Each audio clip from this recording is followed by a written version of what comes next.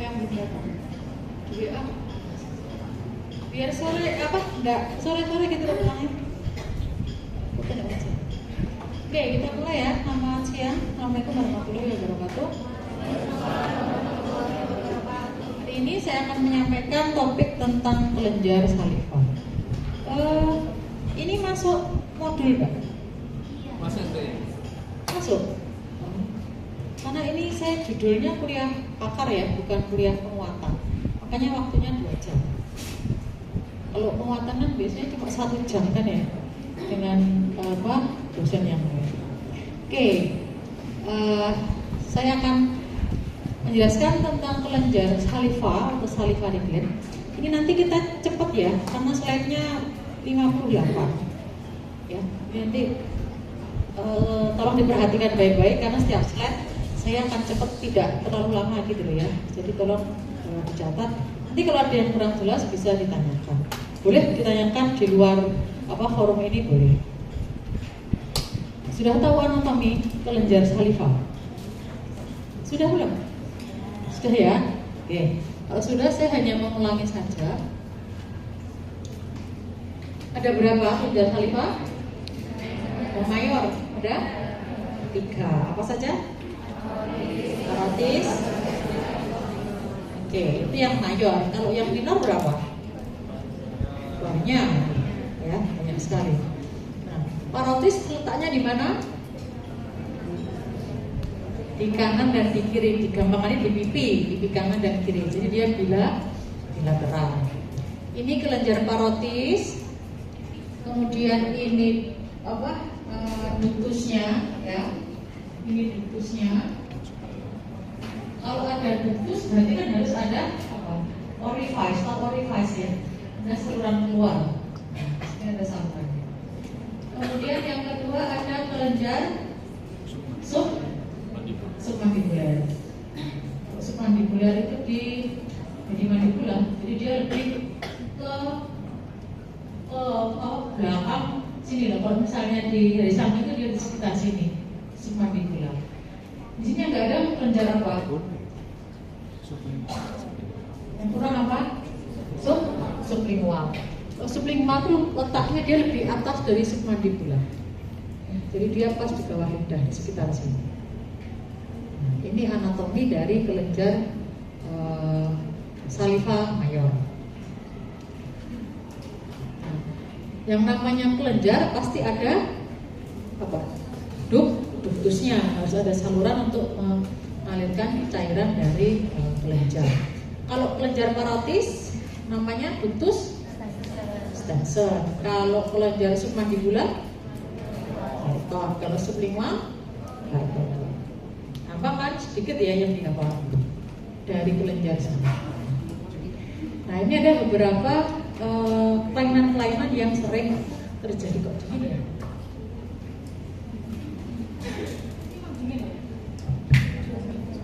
Nah, ini ada beberapa. Ini tidak nyala. Hah? Nggak bisa. Yang sana kelihatan enggak? Ya, terus gimana? Kok bisa? Biasanya emang nggak bisa. Nah, terus nggak bisa gimana? Karena di aja nggak lapor. Lapor Mas Rian bagian sana. Terus? Lo ya protes lah, kan kalian bayar. Iya, bayar jutaan. Ayo gimana? Pasien yang belakang gitu loh maksud saya. Nanti kalau nilainya yang sini jelek saya disalahkan.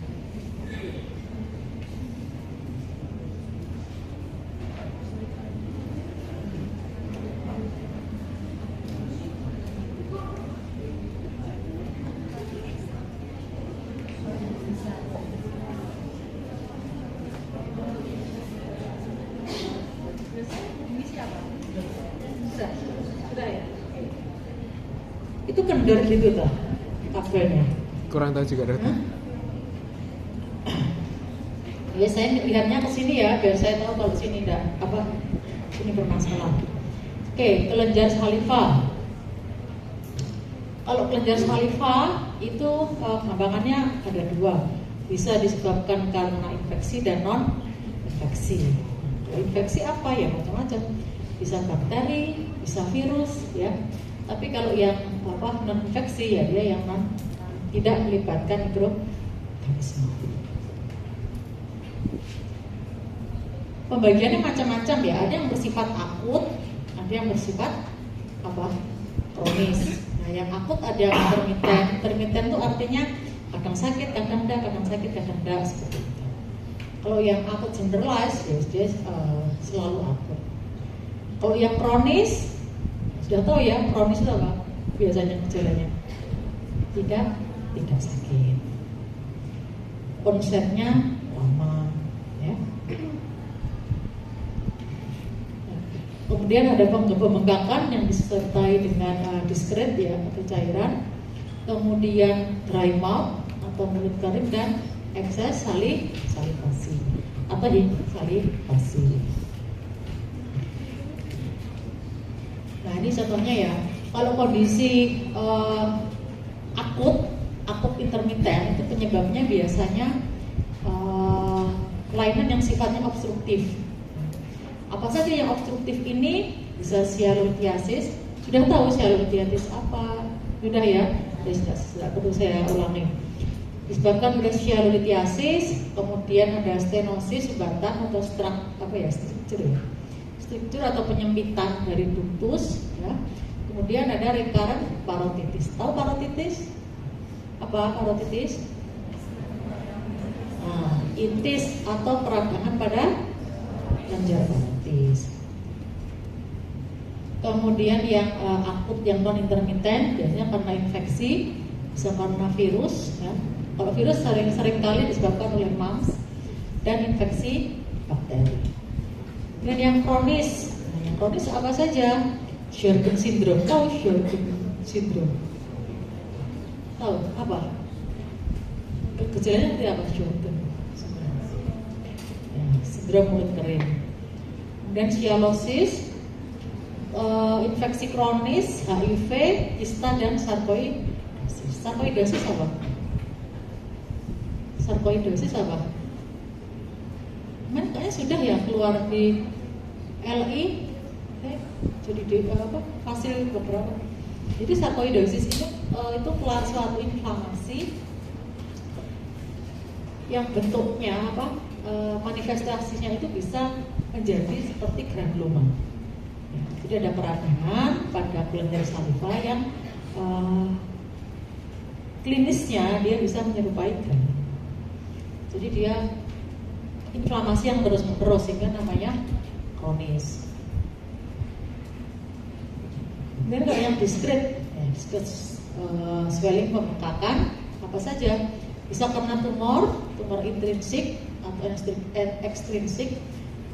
Intrinsik itu artinya tumor yang berasal dari jaringan itu. Ya, misalnya ini tumor pada lidah, ya. Dia kan memang dari awal berasal dari lidah. Kalau tumor ekstrinsik itu tumor yang contohnya hasil dari metastasis. Paham ya? Ini misalnya awalnya dari oral squamous cell carcinoma, kemudian dia bermetastasis menjadi kanker paru-paru. Nah, yang kanker paru-paru ini namanya ekstrinsik karena dia merupakan hasil metastase. Dan kista dan overlying lymph nodes atau dan kelainan pada limfa nodes.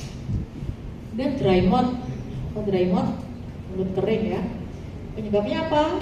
Sjögren syndrome, radiasi, cara bernafas yang kurang tepat ya. Jadi bernafas melalui mulut, dehidrasi, kemudian gangguan fungsi bisa disebabkan karena obat-obatan, misalnya obat-obatan antidepresan, kemudian obat-obat yang berhubungan dengan saraf. Dan ekses salivasi, hipersalivasi, ya, jadi salivanya berlebih. Bisa kena psikologi. Ya, jadi mungkin di sini ada yang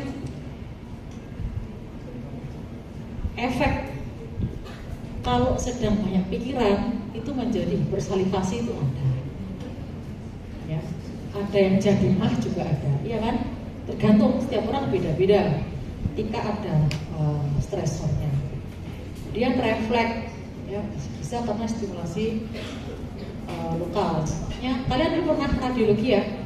Misalnya ada pasien mau foto dimasukkan film kan akhirnya banyak piranti yang masuk ya. Nah, dia otomatis akan merangsang sekresi saliva. Nah, seperti itu. Kemudian heavy beta poisoning. Fisiologi selain stres biasanya juga karena kehamilan. Kehamilan ini bisa menyebabkan hipersalivasi.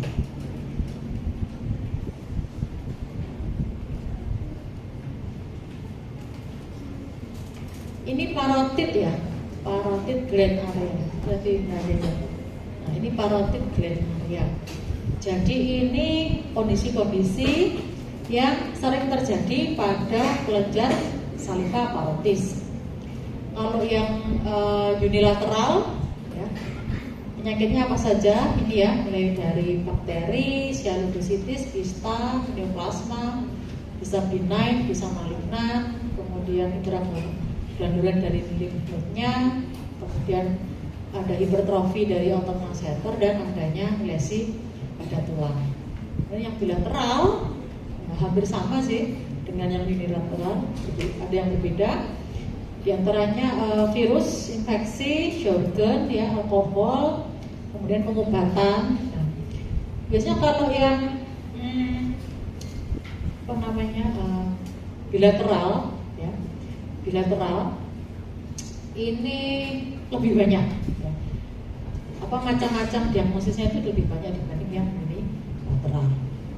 Ini yang submandibular, kalau yang unilateral dia ada penyebabnya ada bakteri, sialidositis, fibrosis. Tahu fibrosis?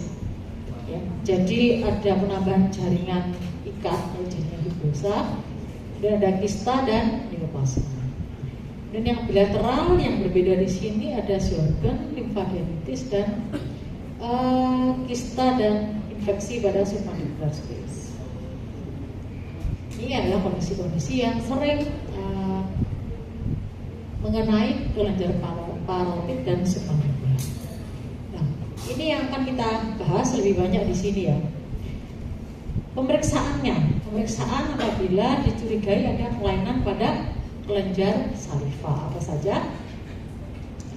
Ada plain radiograf, jadi radiografi 2 dimensi, kemudian sialografi, ultrasound, MRI, radioisotop, CT scan dan biopsi. Kita bahas satu persatu.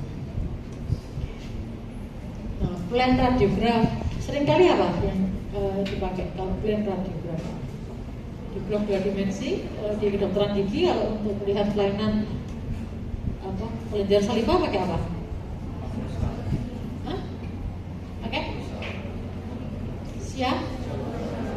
sialogram, kan melakukan sialogram. Selain sialogram, rame, terus apa lagi? Cefalometri. Ya, tapi jarang ya cefalometri. Ya bisa kelihatan, cuma itu tidak indikasi. Ada lagi yang dulu itu loh, lupa apa? Pusal. Masih ingat untuk pusal? Ya kan kelihatan sekali kan? Itu yang paling gampang. Ya, paling gampang melihat kelainan pada kelenjar. Tapi kelenjar ini submandibular atau sublingual. Kalau parotis ya agak susah ya. Ya susah. Ini adalah panoramik ya, gambaran panoramik seperti ini. Jadi kalau nanti kalian dapat foto panoramik, terus ada gambaran radiopak, yang pada tempat-tempat yang seharusnya di situ tidak radiopak, ya biasanya disebabkan oleh hal-hal berikut ini. Jadi misalnya contohnya di sini ya, nah, di sini. Misalnya di sini ya, antara kondil dan korpus ya, nanti ada bercak-bercak radiopak di sini ya, jadi kayak mengambang. Nah, kebanyakan ini disebabkan oleh playboy. Jadi ada kalsifikasi pada pembuluh darah vena, ya. Biasanya namanya apa disebabkan oleh plebolit. Kemudian yang biru muda, nah, sini kalau di sini ada gambaran radiopak, nah, ini adalah kartilago atau tiroid yang mengalami kartilago. Kemudian hijau di sini ya, nah, ini calcified lymph nodes. Kemudian tadi hijau tua, kalau hijau muda di sini, ya, nah, ini tonsilolit. Kemudian yang ungu, ini ateroma yang mengalami kalsifikasi. Kemudian yang orange ya, nah, di regio antrum, ini namanya antrolit. Kemudian yang coklat, ya, yang ini adalah ossify dari ligamen stylohyoid. Kemudian sialolitnya yang mana? Yang ini. Jadi kalau ada gambaran radiopak di sini, di sini, dan kalian boleh mengarah ke sialolit. Kalau panoramik memang agak susah. Bisa jadi kalau ada gambaran radiopak di sini, salah artikan dengan Densbone Island, ya kan? Di panoramik. Nah, nanti hati-hati. Kalau Densbone Island itu pasien tidak merasakan sakit. Tapi kalau sialolit biasanya pasien merasakan sakit, ada rasa ganjel. Kalau seperti itu bagaimana? Misalnya sudah terlanjur foto panoramik, ada gambaran radiopak seperti ini, pasien mengeluhkan sakit. Kalian rujuk untuk melakukan foto yang lain. Foto apa kalau misalnya kelihatan di sini? Untuk melihat ini antrolit apa namanya? Sialolit periapikal, ya, masuk kelihatan. Kan sama aja nanti hasilnya. Oh, usal. Kan tadi lihatnya dari depan kan, panoramik dari depan. Periapikal ya tetap dari depan kan. Ya nanti hasilnya kalau periapikal ya tetap sama. Sehingga kita lakukan foto usal untuk melihat apa benar radiopaknya ini disebabkan oleh sialolit. Bisa membayangkan ya maksud saya ya. Jadi modalitas radiografi itu tidak hanya satu, boleh bermacam-macam, tergantung dari kondisi yang ada. Oke, ini kalau misalnya kita ingin melihat kelainan pada kelenjar parotis, ya, proyeksi yang bisa dilakukan bisa panoramik, oblik lateral, kemudian posterior anterior yang rotate, kemudian yang intraoral. Kalau submandibular bisa menggunakan panoramik, oblik, lateral, kemudian occlusal ya, kemudian trilateral skull dan antero-posterior. Ini sudah tahu semuanya ya? Dulu sudah diajari itu. Mungkin kalian yang mendapat kuliah pakar dari dosen benar mungkin ya? Tahun lalu, bukan? Proyeksi ekstraoral, udah tahu? Hah? Ya nanti dibuka lagi ya. Seingat saya ada di blok 7 ke 8 itu ada proyeksi ekstraoral. Nanti di saya tidak akan mengulangi di sini gitu loh, ya karena ini harusnya sudah lewat. Oke, yang plan radiograf ya, contohnya ini. Ini foto apa? Usal. Kelihatan kan?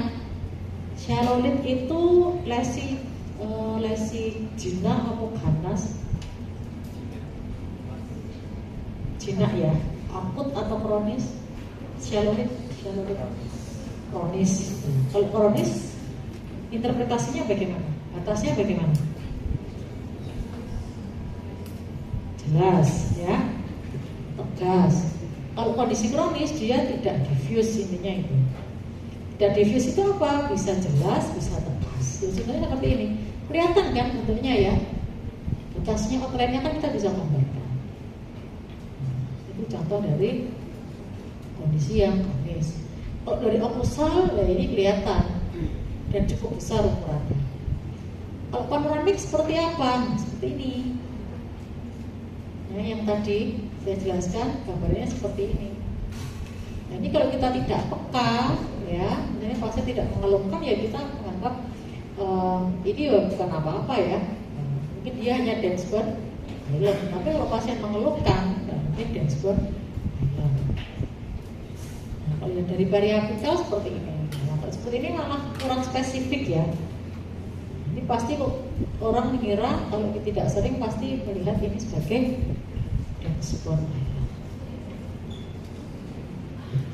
Ini kalau dari anterior posterior radiogram, terus nanti dicari sendiri ya, dibuka lagi foto anterior posterior tuh lengkapnya seperti apa, karena yang ditampilkan di sini fokus di ini segmentasi kelenjar salivanya saja. Ya, sambil dibuka anterior posterior itu seperti apa sih gambar fullnya. Yang ini anterior posterior, ya, yang tanda panah ini kelihatan ya. Kalau yang ini kurang jelas mungkin ya. Yang kelihatan di sini ada titik radiopak kecil. Di sini biasanya di parotis.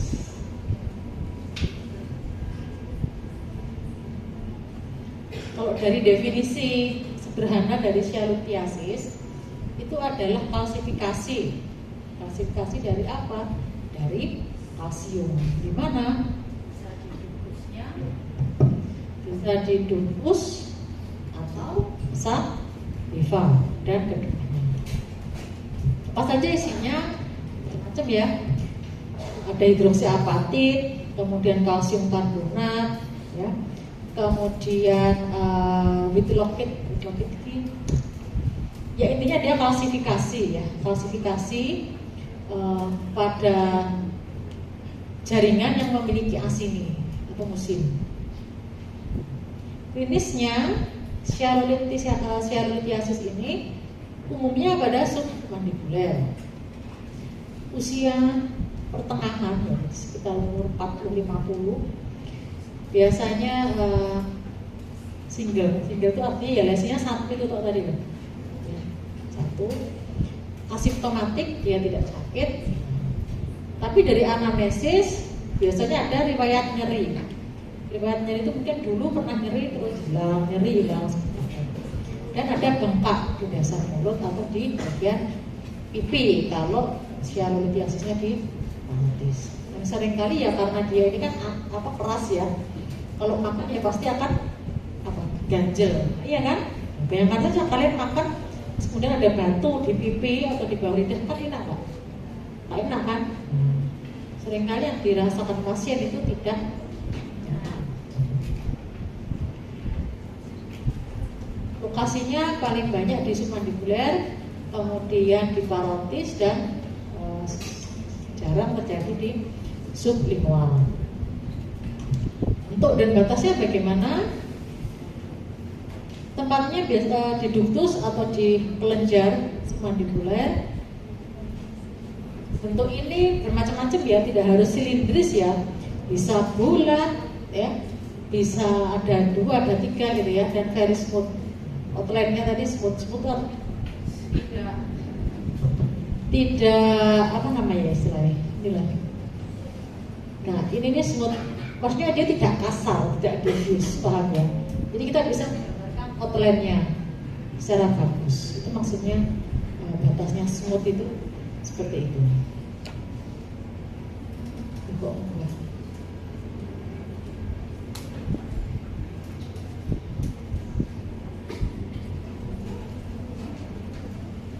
ini contoh lain dari sialolit seperti ini.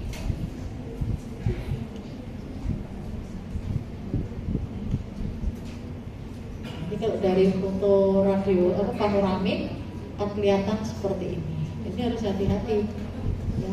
Bisa disalahartikan dengan misalnya sementoma, ya kan? Sama-sama di mandibula. Pasti ada bedanya antara sementoma, sementoblastoma ya dengan sialolithiasis. Ini kan berbayang ya dia. Dan kadang juga ini kalau di mandibula itu ada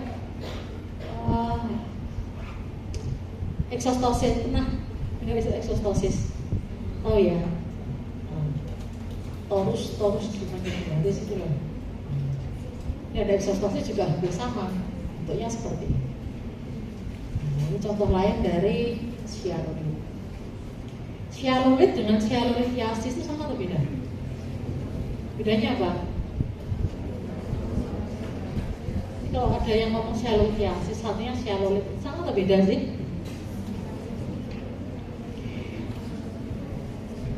Sebenarnya sama ya, sialolithiasis yang namanya ada belakangan. Itu kan dia pembentukan suatu proses. Jadi sialolithiasis itu adalah suatu proses membentuk sialulit. Ya, jadi jangan bingung ya. Kalau ada yang ngomong sialolithiasis, sialulit itu mungkin sama. Satunya proses membentuk. Kalau sudah seperti ini ya sudah jadi sialulit. Nah, ini contoh lain, submandibular gland sialulit. Ini yang parotis, ya seperti melayang ya, melayang di atas alveolar. Kemudian sialografi. Sialografi ini adalah pemeriksaan. Ini memeriksa kelenjar saliva, ya, dan ductusnya menggunakan sinar E. Masih sama dengan radiograf, dia menggunakan sinar E. Bedanya di sini ditambahkan bahan kontras, ya, ada namanya bahan kontras. Nah, untuk apa yang harus dilakukan pada proses sialografi? Yang pertama, persiapan dulu ya, preoperatif. Kenapa kok preoperatif? Ya memang nanti kita akan memasukkan suatu bahan kontras. Kita melakukan intervensi ya sebelum dilakukan untuk sinapik ya. Jadi preoperatif untuk pengambilan rongsen operasi, istilahnya ini scope, otoscope seperti itu. Tujuannya untuk mengetahui posisi atau di mana sih misalnya ada obstruksi itu, sehingga nanti ketika dimasukkan bahan kontras itu tidak salah gitu. Jadi harus ada panduan dulu, kasarannya seperti itu, sebelum masukkan bahan kontrasnya.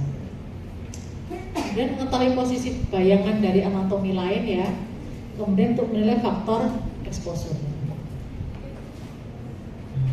Setelah itu nanti fase pengisian nanti persiapan untuk memasukkan bahan kontrasnya. Tadi ya ada spot filmnya. Setelah itu nanti akan ditemukan ductus yang bermasalah yang akan dimasukkan bahan kontras. Nanti ductusnya dilebarkan, kemudian dikanulasi, nanti akan dimasukkan seperti selang ya untuk kanula. Nanti baru kalau sudah masuk kanulanya sudah pas, baru diinjeksikan bahan kontras. Ini kelihatan ya. Jadi yang kiri ya, sisi kiri kalian ini adalah kelenjar parotis. Ini ada garis ya, seperti garis ya. Nah, disinilah orifice-nya atau orifice. Nah, jadi saluran keluar dari kelenjar parotis itu ada di sini, dan nanti di orifice-nya itu nanti dilakukan apa? Dilatasi. Jadi orifice-nya itu dilebarkan dulu, dilebarkan. Nah, setelah itu nanti akan dimasukkan selang atau dikanulasi. Jelas ya sampai di sini untuk persiapan pemasukan bahan kontras. Submandibular bagaimana ya, sama ya, kita lihat di mana orifice-nya, kemudian kita lakukan kanulasi, dilebarkan dulu, dilatasi, dilebarkan, lalu baru dimasukkan selangnya. Nah, setelah tadi kan dimasukkan bahan kontrasnya ya di fase pengisian tadi. Nah, setelah selesai pemeriksaan, ada namanya fase pengosongan. Fase pengosongan itu adalah fase mengangkat kontras. Jadi kanula yang terpasang tadi dilepas, ya, kanulanya dilepas.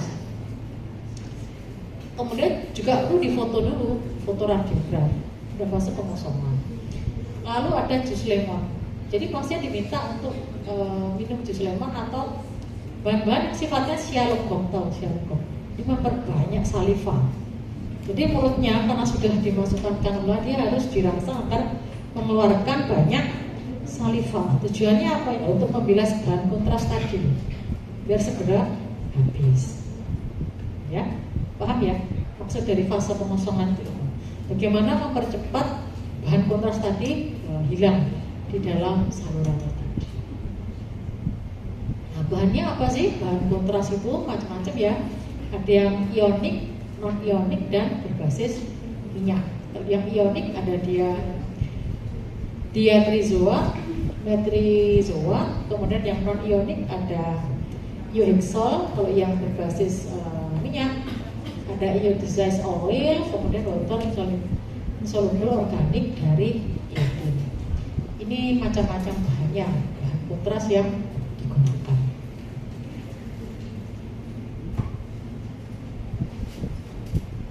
Nah, indikasinya pemakaian dari bahan kontras 1 sialobram tadi apa? Ketika kita ingin menentukan ada tidaknya kalkuli. Tahu kalkuli ya? Ya tadi penyebab sialolit tadi salah satunya kan karena di posisi kalsium. Nah, di posisi kalsium ini namanya kalkuli. Dan untuk assessment atau memperkirakan apakah ada kerusakan yang meluas dari ductus dan kelenjarnya. Seberapa luas sih kelainan kerusakan atau kelainan kerusakan sekunder ya dari kerusakan dari kelenjar dan ductus. Dan kontraindikasinya apa?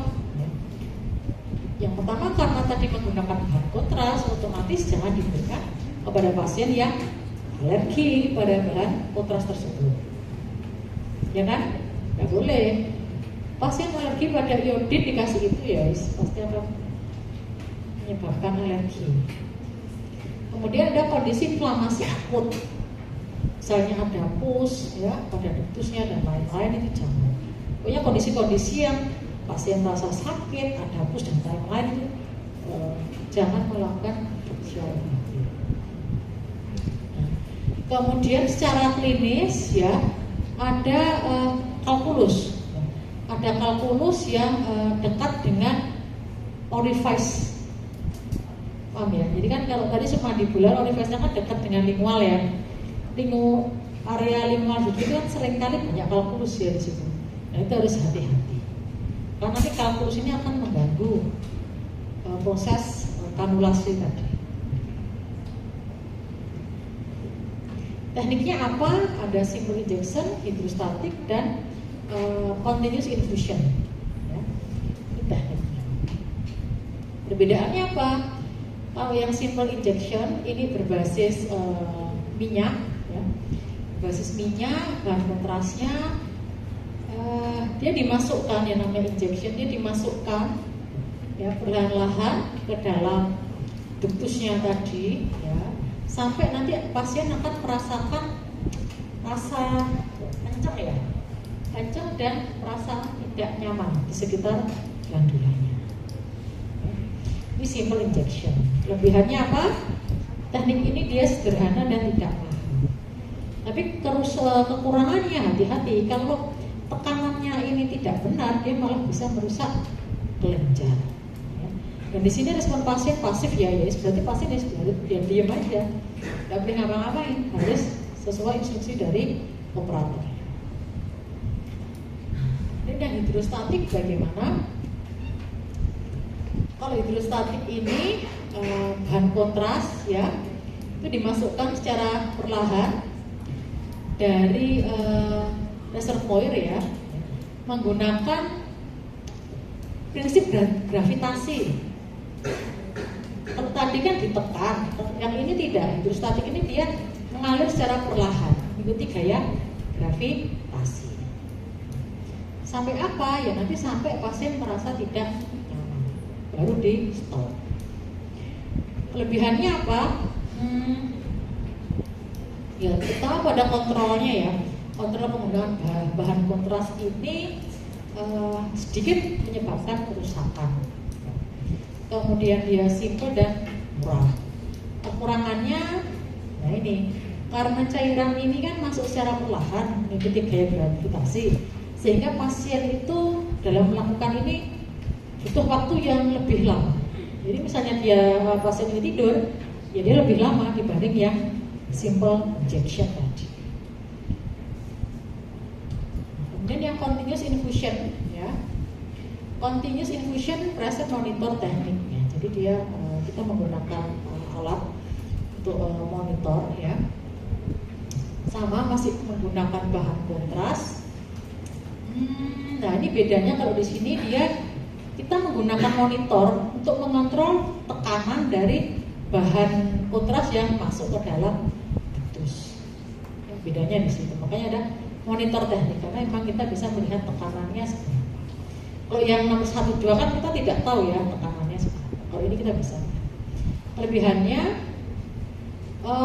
tekanan dari bahan kontras ya itu diketahui sehingga harapannya kerusakannya bisa minimal. Tidak menyebabkan overfilling. Jadi karena bahan kontras itu kan dimasukkan, sehingga resiko overfilling itu pasti ada. Ya.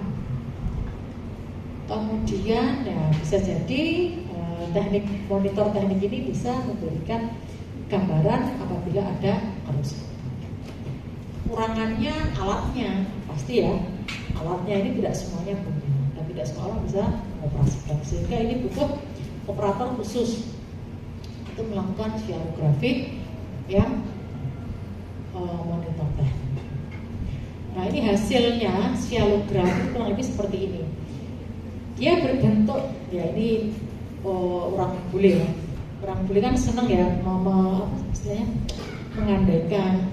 Kalau neoplasma apa itu kan ada istilah onion skin ya, cauliflower, pernah dengar kan dulu? Ya sama seperti ini. Jadi kalau gambaran dari scialography itu tree in winter, sama nggak tree in? Nggak tahu ya, di sini kan nggak ada winter. Jadi kita percaya aja gitu aja. Tree in winter. Or apa ini? Apa sih leafless tree apiarus itu maksudnya apa sih? Daun pohon tanpa daun. Ya, di sini pohon meranggas gitu ya. Ya wes, itulah istilahnya. Tree in winter atau pohon yang daun. Kurang lebihnya seperti ini ya. Ini sama tidak dengan tree in winter? Ya, sama gitu aja ya. Kalau sudah masuk textbook ya kita ikut saja. Jadi hasilnya seperti ini. Jadi bahan kontras itu sifatnya radiopak. Ya, radiopak dia akan mengikuti ductus. Di sini kita bisa lihat ductusnya tuh ya ini. Nah, yang radiopak ini. Ya. Bisa membayangkan ya hasil dari scialography itu.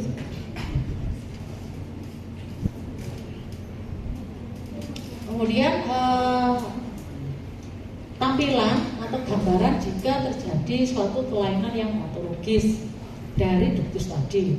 Misalnya ada perubahan pada ductusnya, bisa disebabkan karena kalkuli dan sialodositis atau peradangan inflamasi pada ductus. Kemudian yang kedua, perubahan pada kelenjar, bisa disebabkan karena sialodenitis, Sjogren syndrome dan tumor ingresik. Nah ini gambaran kalau misalnya ada kalkuli pada kelenjar salival dan diperiksa menggunakan scialography. Ya. Ada filling defect pada ductus utama, kemudian ductusnya mengalami dilatasi atau bagian yang kosong ya itu menunjukkan bahan kontrasnya masih tertahan. Jadi seperti ini. Kalau normalnya yang tadi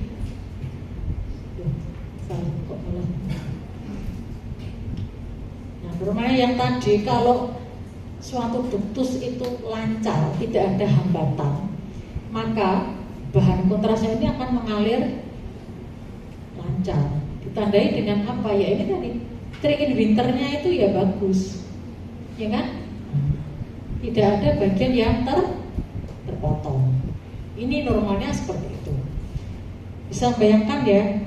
Jadi kalau ductusnya itu diisi cairan kontras, selama di situ tidak ada sumbatan, maka dia akan radiopak terus. Gambarannya seperti ini. Oke, sudah dipahami. Kemudian kalau misalnya ada sumbatan seperti apa? Ini yang terjadi. Jadi ada bagian yang radiolucent atau terputus di sini. Berarti ini ada sumbatan. Kenapa? Karena bahan kontras ini didesain kalau ada sumbatan ya wes dia tidak akan masuk gitu. Paham ya? Jadi kalau ada radiolucent di sini tahu berarti sumbatannya di sini. Bisa bayangkan ya hasil dari sialografi.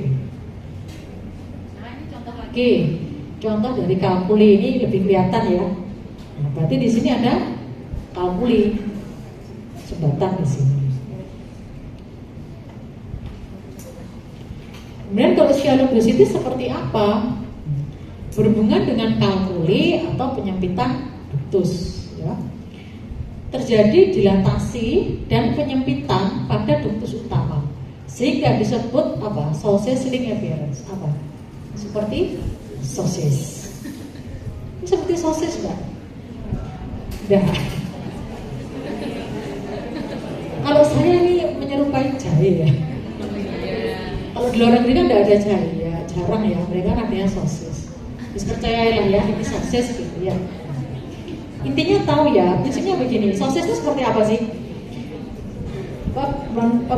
Bentuk ya, oval, ciut, oval, ciut gitu. Ini sama seperti ini. Nah dari sini ya, ini kan lancar nih. Nah di sini menciut, gede kan dia, dilatasi, menciut lagi, gede lagi, ya, menciut lagi di sini. Paham ya? Nah ini kalau pada kondisi sialogositis adanya inflamasi. Nah ini yang lebih kelihatan ini ya. Kalau di sini seperti usus ya. Kalau di menyebutnya ini sausage ring appearance. Ini lebih kelihatan ya. Dilatasi, ciut, dilatasi, ciut, dilatasi, ciut, dilatasi, ciut, seperti itu. Oke. Dan kalau secara denitis bagaimana? Ada gambaran dot atau blub dari bahan kontrasnya atau sialektasis. Penyebabnya karena inflamasi ya, yang menyebabkan dilatasi dari AS ini dan ductus utamanya ini biasanya normal. Kelihatan enggak? Yang belakang. Harusnya kalau seperti ini kan agak gelap ya, dari lebih kelihatan. Nggak bisa ya dibuat gelap, nggak bisa. Gelap semua. Karena ini apa berbayang itu. Ya bisa apa kita lanjutkan ya. Nah ini contoh sialograf dari parotis kiri ya. Bayangkan kok kiri maaf kanan. Parotis sisi kanan ya. Menunjukkan adanya dots atau blub dari bahan kontras. Nah, seperti ini. Jadi ada titik-titik dot ya. Nah, gambaran dot atau blub ini namanya sialektasis ya, yang disebabkan oleh siala denitis. Main ductusnya, ductus utamanya dia normal. Jadi kelainan ini pada apa? Ke kelenjarnya, bukan pada ductusnya. Oke, kemudian Sjögren syndrome. Apa Sjögren syndrome? Sindrom mulut kering. Sindrom mulut kering itu seperti apa sih ya? Jadi ada dot atau blub yang menyebar ya, dari bahan kontrasnya tadi di dalam kelenjar. Istilahnya nggak panjang ya, punctate sialektasis atau snowstorm. Penyebabnya apa? Karena epitel lining ya, epitel yang menutupi atau melapisi dari kelenjar salivanya itu melemah ya, di sekitar intercalated ductus. Ya. Ductus utama biasanya normal. Ini gambarnya seperti ini. Yang gambar A ini AS ini yang normal. Ya. Ini kelenjar yang normal. Yang B ini yang apa? Sjögren syndrome. Sjögren syndrome. Di sini epitel lining ya pada ductus intercalated menjadi lemah, sehingga menyebabkan apa? Bahan kontrasnya itu keluar dari ductus, menyebabkan gambaran dot atau blue. Nah ini loh, ini kan dia kan keluar ya, keluar dari di antara sel-sel ini. Nah ini nanti yang menyebabkan bahan kontrasnya ini keluar dari ductusnya, menyebabkan gambaran dot. Nah, kalau sialadenitis bagaimana? Kebalikannya, kalau sialadenitis asininya mengalami dilatasi sehingga bahan kontrasnya itu mengumpul. Dia mengumpul di dalam ductus. Ini bedanya. Nah, ini masih parotis kanan dari pasien dengan apa? Sjögren syndrome. Sjögren syndrome itu autoimun ya. Jadi di sini ductus utamanya normal dan ada dot atau grup yang tersebar. Ya. Dot atau grup yang tersebar di hampir di semua kelenjar ya. Nah, makanya ini namanya snowstorm ya, atau punctate shellac. Jadi titik-titik atau dots yang menyebar rata. Biasanya pasien gejalanya dia mulutnya kering. Dan kalau sialograf dari tumor intrinsik seperti apa? Ada area yang tidak terisi bahan kontras. Kemudian ductusnya bisa tertekan oleh tumornya. Kondisi yang lain bisa menyebabkan ductus displacement. Jadi ductusnya tergeser. Jadi ada istilah ball in hand. Jadi seperti ya, kalau mereka membayangkan itu seperti ada seperti bola di tangan, ya bola di tangan nanti dilihat. Nah, kalau misalnya juga nggak terlalu bola banget. Kemudian ada retensi dari bahan kontras selama fase pengosongan. Fase pengosongan ini kan berarti harus habis kan, iya kan? Kalau fase pengosongan bahan kontras itu harus habis. Nah, pada kondisi ini dia ada retensi. Jadi bahan kontrasnya itu masih mengendap di situ, nah ini contohnya ya, yang gambar ini A1 dan A.1, A.2 yang berbeda. Ya. Nah, di sini ini ada parotis ya, masih parotis kanan ya, menunjukkan adanya area yang apa? Underfilling. Kelihatan enggak? Kecil ya. Karena ya memang ini gambarnya disegmentasi ya. Gambarnya seperti ini. Yang ini disebabkan karena tumor. Ya, kalau ini beda. Tumor apa? Ya, kebetulan pada jaringan ini tumornya pleomorphic adenoma. Dan yang I2 ya, dari foto anterior posterior ya, ada displacement dari ductus. Jadi ductusnya ini sedikit berpindah karena tekanan dari itu. Dan yang B ya, ini adalah anterior posterior dari memang parotis. Jika kita bandingkan.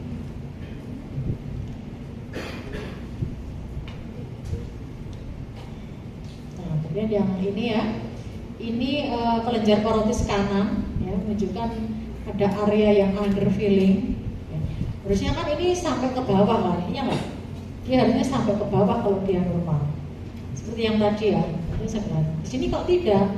Kalau di sini tetap radiolucent berarti dia underfilling, bahan kontras ini tidak sampai di bawah. Jadi pertanyaannya kenapa kok bahan kontrasnya tidak sampai di bawah? Apa penyebabnya? Itu nanti dicari. Kebanyakan karena apa tadi? Tumor intrinsik. Dan yang B sama ya. Kalau yang B ini ada ductus displacement ya. Yang istilahnya di sini ball in hand. Nah, seperti ini. Ball in hand katanya sih. Ball in hand apa? Ball in hand, bola apa sih? Saya juga bingung Pak. Bayangkannya ball in hand. Ada tuh bola bentuk seperti ini. Terus apa ikut saja ya. Yang penting intinya tahu. Intinya tahu. Sekarang kita lanjut ke pemeriksaan berikutnya menggunakan apa? USG atau ultrasound. Itu sudah tahu semua ya USG ya, ultrasound. Kalau USG seringkali pada ibu hamil ya. Kalau kita, nah ternyata USG itu tidak hanya pada ibu hamil, semua itu bisa. Karena selama dia menggunakan ultrasound semua itu bisa. Termasuk ini. Jadi kapan kita melakukan USG? Nah, indikasinya jika terjadi pembengkakan pada kelenjar saliva atau ada obstruksi kelenjar saliva. Oke, ini manfaatnya ya, kenapa kita menggunakan USG. Tidak memerlukan radiasi ionisasi, kemudian nanti gambaran masanya cukup bagus ya hasilnya, meskipun hanya superficial. Kemudian bisa membedakan mana yang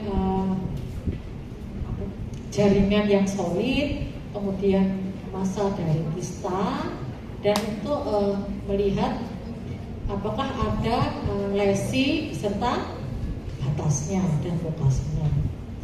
Kemudian untuk membedakan signal echo dari tumor, ya, bisa menggunakan USG.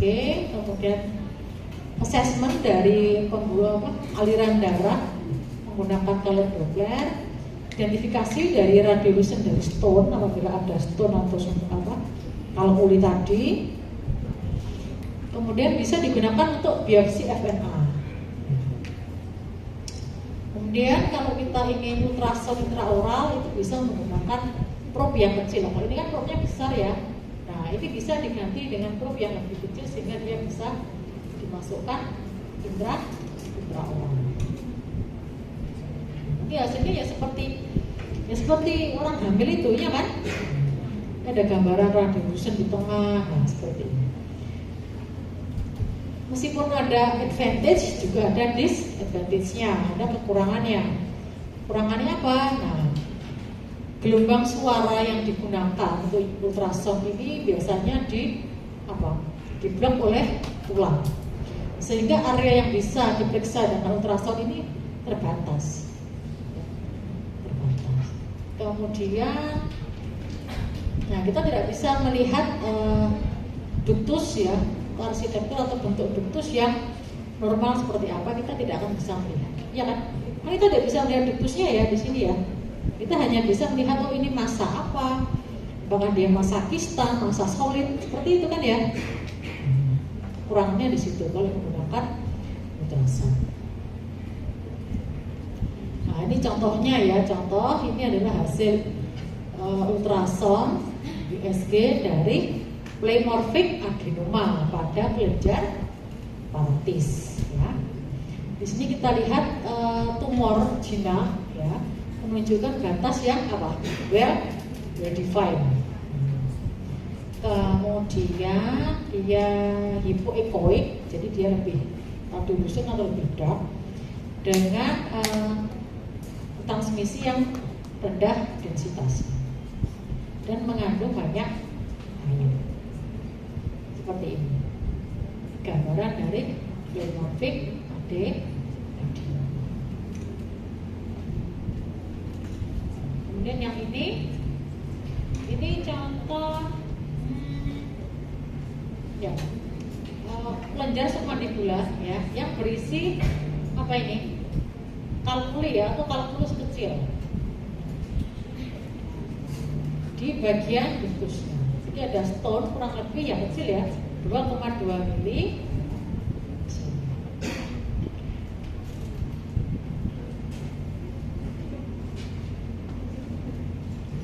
Kalau yang ini hasil USG dari kelenjar parotis pasien yang mengalami Jordan syndrome.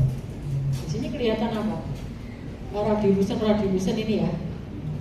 Multiple small hypoechoic atau dark area. Sebabkan apa? Sebabkan karena infiltrasi dari limfoepitelial dari glandula parenkim. Jadi gambarannya seperti ini. Ini kalau dari USG. Oke, pemeriksaan berikutnya yaitu magnetic resonansi atau MRI ya, biasanya kita ya, magnetic resonansi. Keuntungannya ya tidak menggunakan radiasi, kemudian excellent soft tissue juga ya. Kalau magnetic resonansi itu lebih banyak digunakan untuk pemeriksaan pada jaringan lunak ya.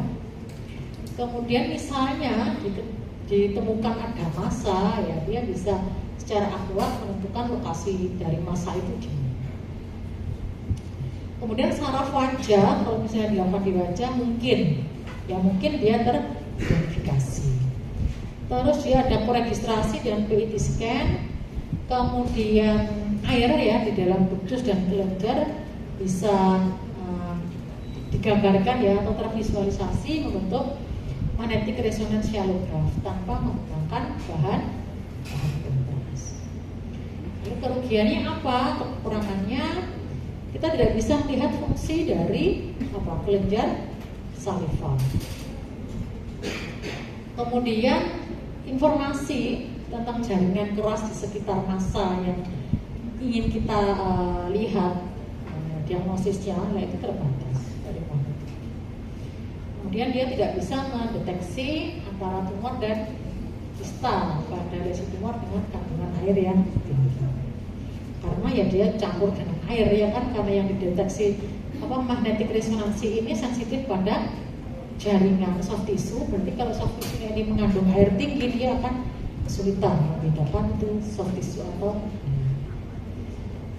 contoh axial MR scan. Ini mungkin kalian tidak mengerjakan ya, jadi nice to know saja. Pemeriksaan pada kelenjar itu apa saja. Ini contoh gambaran potongan aksial dari MR scan menunjukkan nah di sini ya. Ini tanda panah ini menunjukkan ada massa pada kelenjar parotis kan, kelihatan ya. Massa parotisnya kelihatan ya. Oke, kemudian CT scan atau komputer tomografi. Indikasinya jika terjadi pembengkakan pada kelenjar saliva.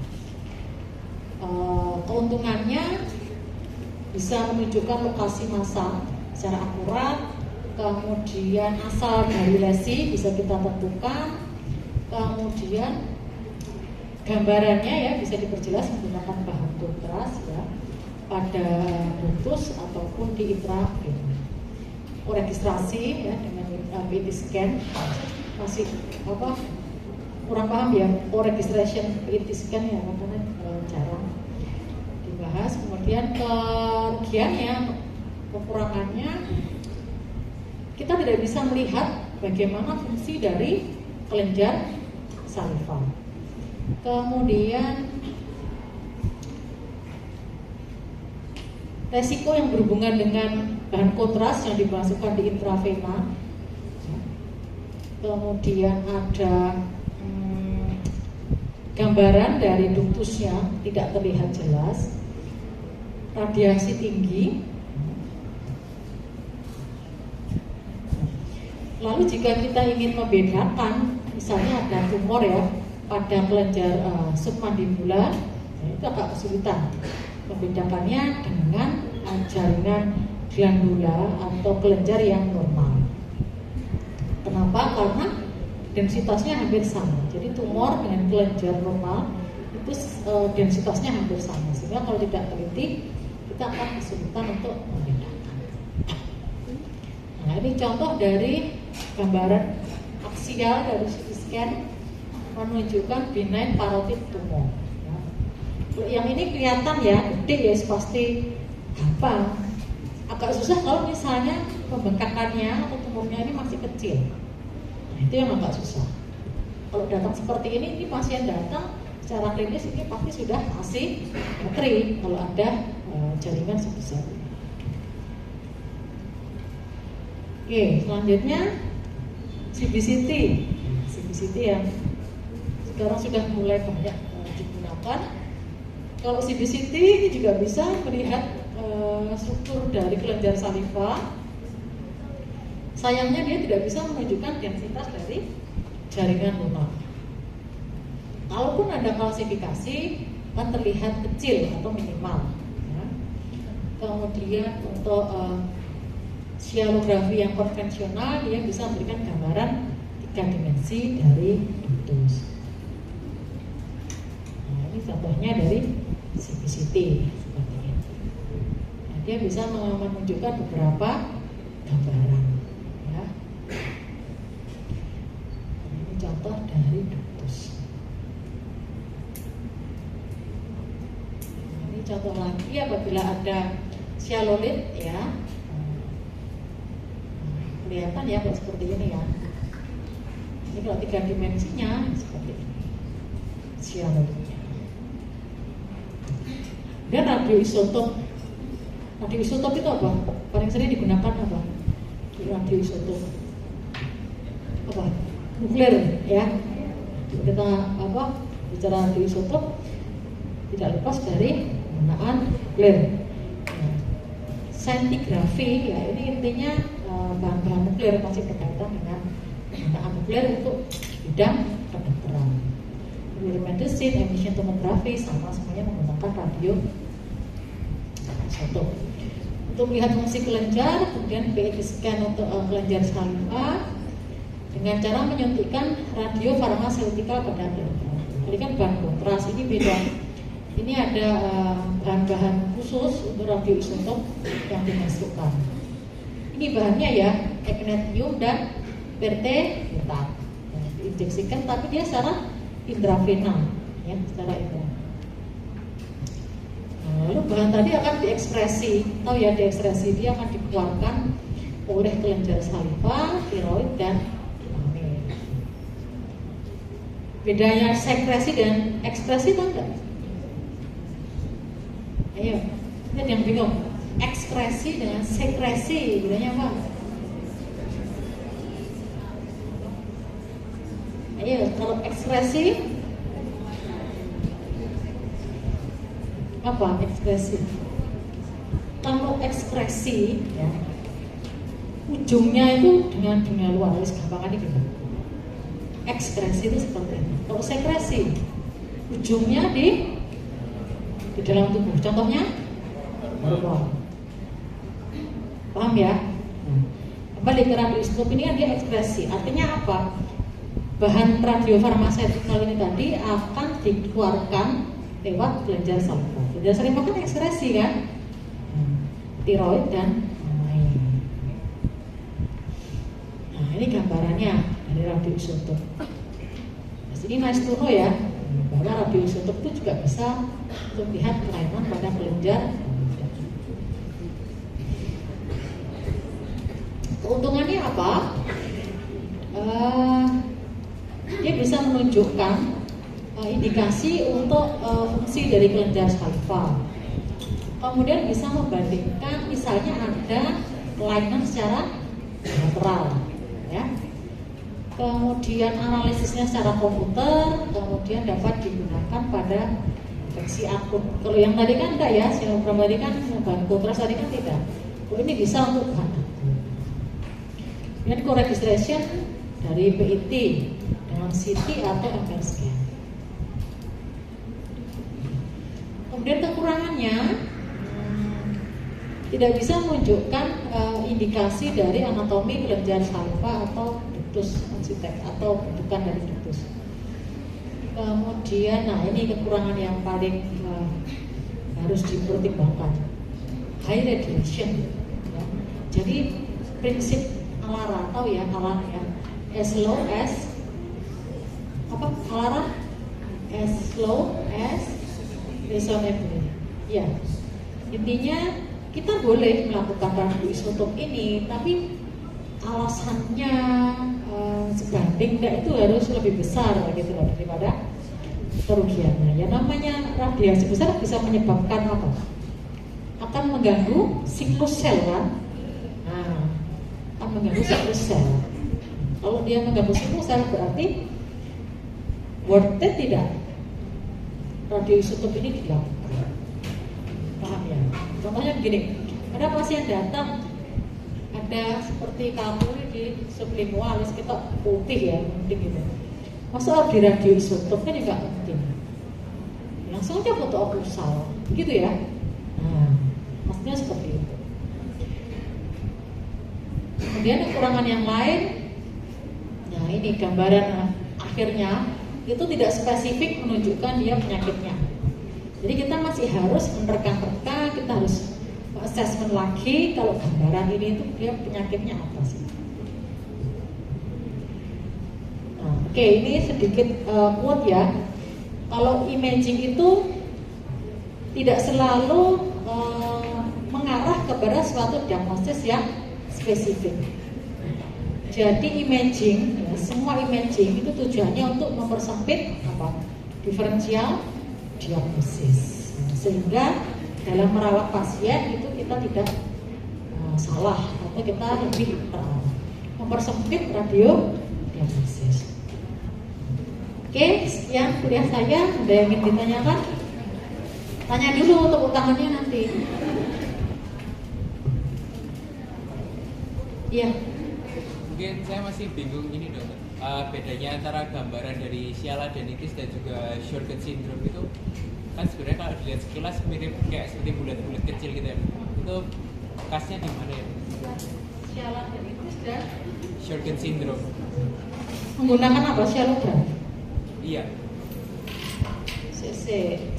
Di sini yang Sjogren tadi di mana? Sialogram ya. Sama-sama sialogram bisa dibandingkan, tapi kalau misalnya satu sialogram satu radioisotope nggak bisa ya. Sama-sama sialogram ya. Sama ya. Oh ini ya. Iya, sama ini, yang di atas titik dengan yang mana? di atasnya lagi, sebelumnya lagi. Iya, yang itu.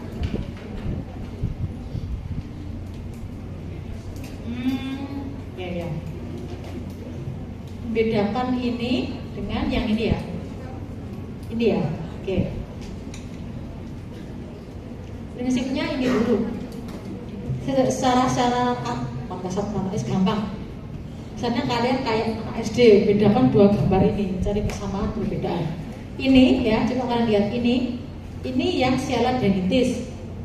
Dilihat dulu ya, ini dotnya ini atau blubnya ini ya. Bisa ya. Bandingkan dengan ini, bedanya apa? Apa? Bulatnya lebih besar, satunya lebih kecil. Kenapa?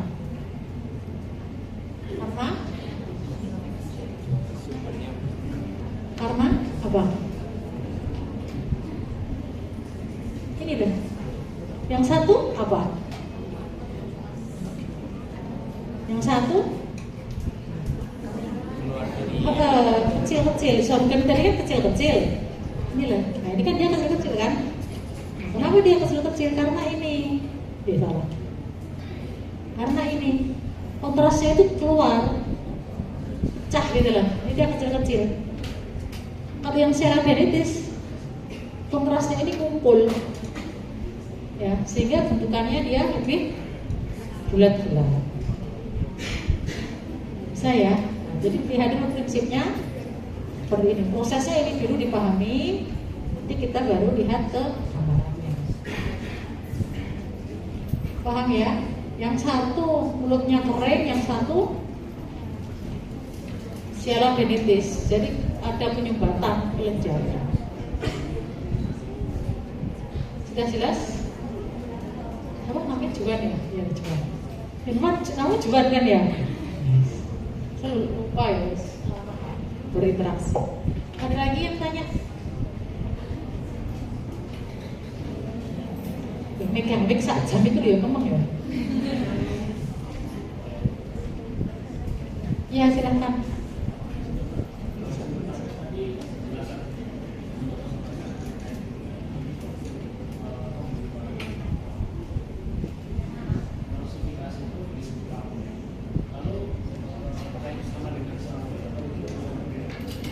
Kalkuli dengan Charlotte. Sebenarnya kalkuli dengan Charlotte itu sama ya. Jadi gini, kalkuli itu dari kata apa sih? Kalsium apa kalkulus? Ayo.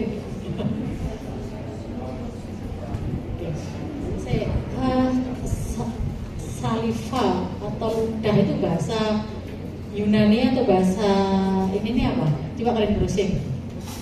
Bahasa medis, bahasa Yunani apa sih? Bahasa Romawi ya?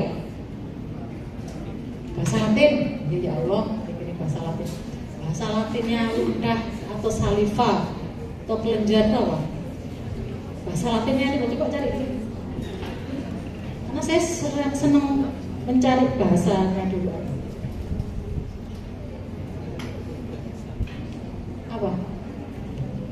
Hah?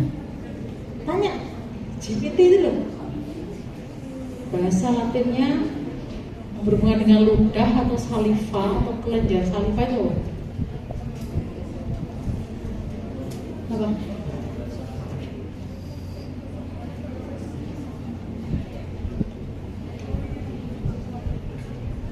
Sialo, yang lain. Sialolithiasis terpecah dari berapa kata itu? Sialo itu apa artinya? Nah, sialo itu apa? Sialo itu dari bahasa mana? Yunani kan? Ah, sialo. Sialo di sini sialan ya. Di Yunani sialo. Sialo gitu ya, Jakarta sialo.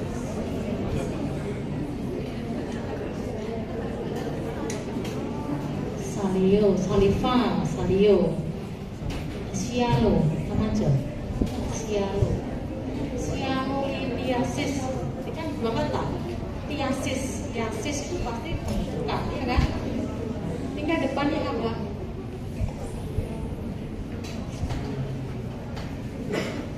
Apa sialo?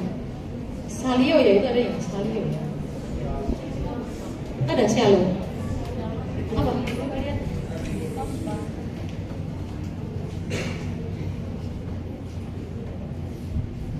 Nah ini loh. Sianolit dari bahasa Yunani, dari gabungan kata sialon. Sialon itu air liur dan litos. Litos itu batu. Nah, dari kata sialo kan, sialon kan air liur. Tadi tadi pertanyaannya sialolit dengan kalkuli sama atau beda? Sama enggak? Sama kan? Itu kan sialolit. Ya, sialon dan yang belakangnya apa? Litos itu apa? Di situ batu. Jadi sialolit itu sama halnya dengan kalkuli yang lokasinya ada di sialon, gitu loh. Hanya posisinya saja, lokasinya saja. Ketepaan dia si kalkulinya atau stone-nya tadi, ya, atau sumbatannya, proses dari kalsifikasi mineral tadi letaknya di kelenjar yang berhubungan dengan saliva, makanya namanya menjadi sialolit. Kalkuli ini bisa digunakan secara umum, sama yang tadi.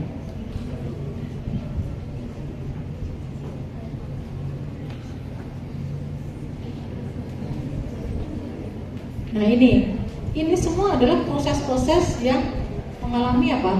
Kalsifikasi.